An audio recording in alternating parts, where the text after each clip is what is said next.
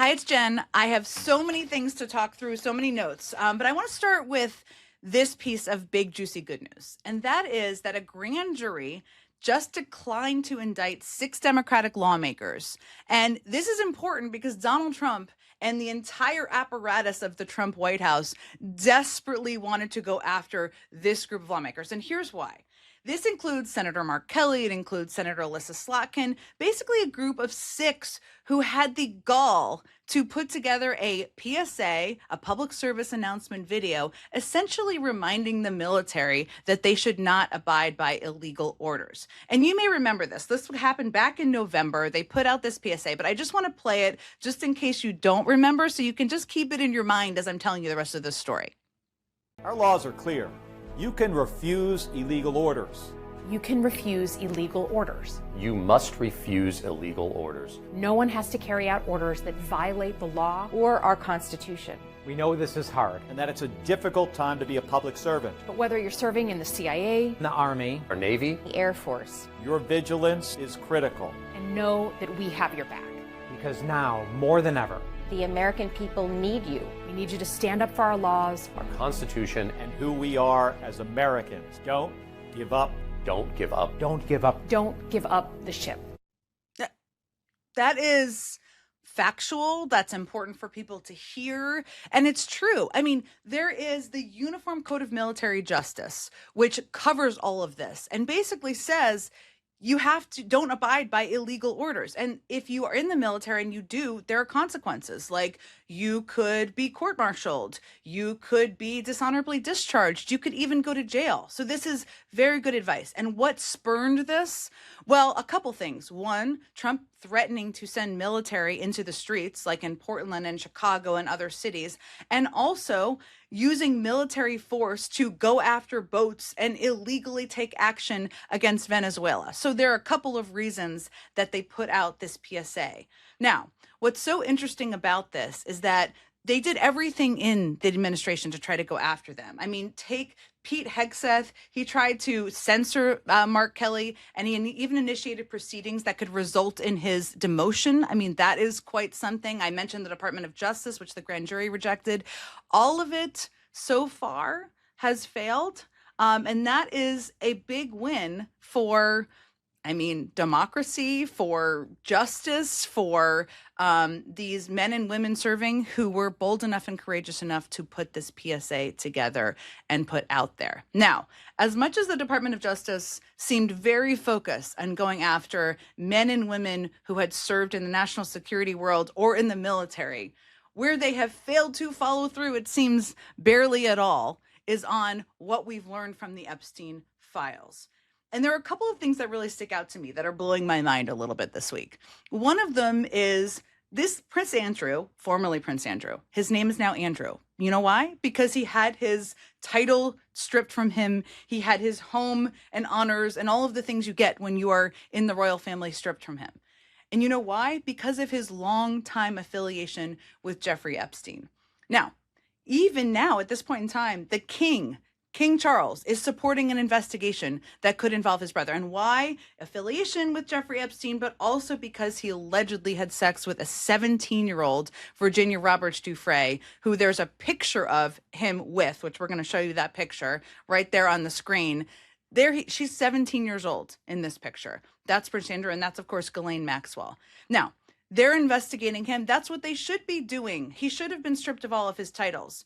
Why can't that sort of thing happen in the United States? That's the big question, because look at the Commerce Secretary, Howard Lutnick. Just to be clear, Howard Lutnick isn't accused of anything like Andrew, formerly known as Prince Andrew, but this is still pretty weird. Howard Lutnick, just a couple months ago, did an interview with the New York Post where he was asked for their podcast, where he was asked basically about his affiliation with Jeffrey Epstein. And I want to play this because I think you should keep in your mind that he is lying through his teeth while he's talking about this. I'm going to tell you the whole story, but I feel like you got to see this part first. My wife and I decided that I will never be in the room with that disgusting person ever again.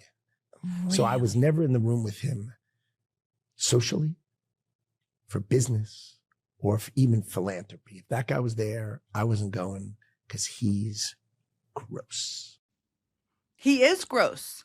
And that was quite a performance by Howard Lutnick, by the way.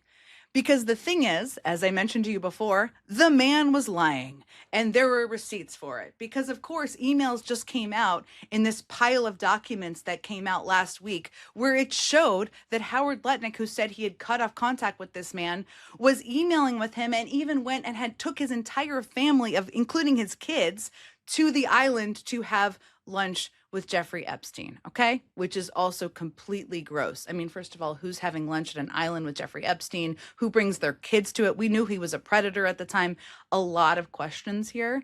But he had to testify, Howard Lutnick. And he was, of course, asked about this. And I want to play what he had to say there, too, because that also sticks out. It's like they don't think we're going to notice or ask questions, but we are. But I want to play just what he said at the hearing. I did have lunch with him as I was on a boat going across on a family vacation. My wife was with me, as were my 4 children and nannies. I had another couple they were there as well with their children, and we had lunch on the island. That is true. I mean, first of all, why did you take your children who's on a boat with their who knows that it's not every American right there, but he lied. That's the point. Now, does Howard Lutnick still have a job? As of this moment, he still has a job. But here's what is also kind of interesting, maybe, is that Semaphore did this new reporting. And here's what they had to say. And I'm just going to read it so I get it exactly right. It said that one person close to the White House predicted that it might be the straw that sends Lutnick for the exits, arguing that being on the island is sort of the red line. Well, good Lord.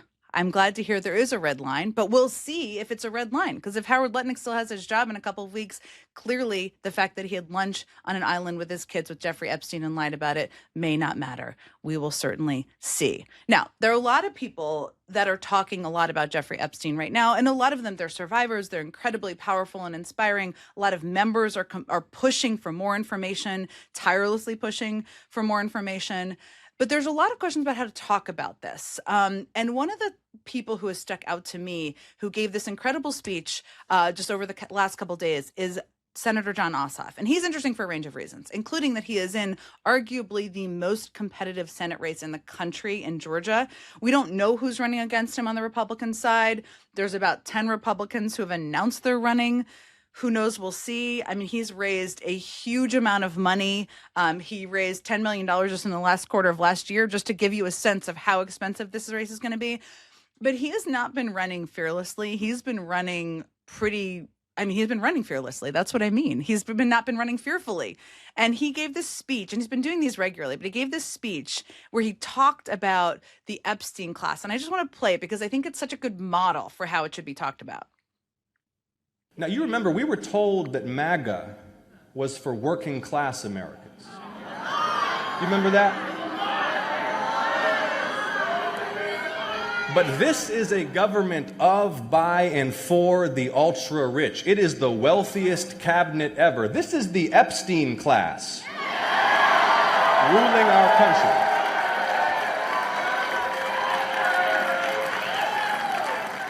They are the elites they pretend to hate.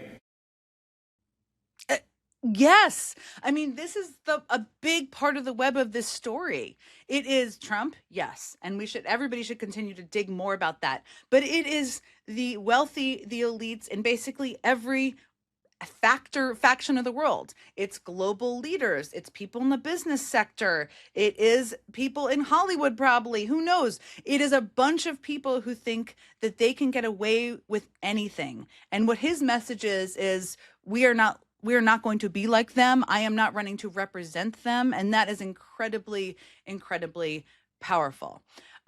He's not the only one. I mean, he's very powerful. He's running for office, so he has to be out there. But he's not the only one who is speaking out, who kind of has stuck out to me over the last couple of days. I'm completely obsessed with the Olympics. I could watch it all day long. I watch the curling. I watch all of the things. And one of the things I've noticed is that a lot of the athletes, when they're giving press conferences, either before they're competing or after they're competing, are basically being asked about, how it feels to represent America. And there have certainly been times, America has an imperfect past, to put it mildly, where athletes have been asked, but it feels so widespread right now. And there were so many that stuck out, but I just wanted to play one answer. Hunter Hess, who's a freestyle skier, it's like a cool skier, skiing school, but freestyle skiing is especially cool. They're doing flips on skis. And he was asked about this, and I just wanted to play what he had to say. It brings up mixed emotions to represent the U.S. right now, I think. It's a little hard. There's obviously a lot going on that I'm not the biggest fan of, and I think a lot of people aren't. If it aligns with my moral values, I feel like I'm representing it. Just because I'm wearing the flag doesn't mean I represent everything that's going on in the U.S. So yeah, I just kind of want to do it for my friends and my family and the people that support me getting here. God, I mean, watching that, it makes me proud that he's somebody representing our country, but also sad for him and the other athletes who have to talk about this. They have trained their tails off for the last probably several decades, and they're in this position where they have to speak to some of the things that are happening in this country. Now, Donald Trump, of course, couldn't just like root for the athletes and let it roll off his back. No, of course not. He had to post on Truth Social. And what he posted was that Hess was a real loser. That was his post. The president of the United States posted that about an athlete who's representing the United States of America, which is disgusting on its own, but that tells you a whole lot about him. And there are a lot of athletes who have spoken out, as I mentioned. And what also struck me is that they're in now a position where athletes are getting threatened. People are reaching out to them over social media. This is a total distraction, and it's scary, I bet, for a lot of them. Remember, a lot of them are in their 20s or even younger. And the Olympic and Paralympic Committee even had to put out a statement, and they said it's a sad reality that over the last several games, we've seen an uptick in abusive and harmful messages directed at the athletes during competition. That is incredibly sad. I wish we weren't there, and we know where a fair amount of it is being prompted from. I had one more thing, and it is a fun thing because Bad Bunny, I've kind of been obsessed with this, has been driving the Republican, not every Republican, but a lot of Republicans completely insane, completely crazy. They didn't want him to be at the Super Bowl halftime show. Little Mike Johnson even questioned whether he was popular. Apparently he's living under a rock and not paying attention to pop culture. So all of that was leading up to the Super Bowl. And then the Super Bowl happens, the halftime show happens. 128 million people watched the halftime show, according to Nielsen, which is a whole lot of people. It was uplifting. It was joyful. It had lots of interesting moments in it.